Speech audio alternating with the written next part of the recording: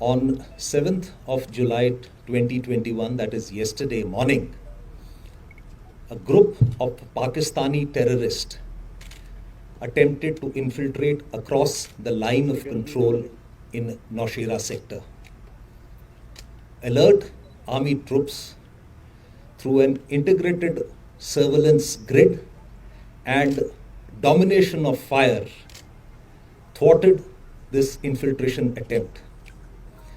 In the firefight which ensued between army troops and the terrorist, one terrorist was neutralized.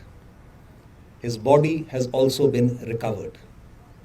In addition, we also recovered one AK-47 rifle, 4 magazines, huge quantity of ammunition, 2 hand grenades, and certain administrative stores. This action of the Indian Army troops displays our resolve that we shall thwart any nefarious designs and attempts to infiltrate across the line of control.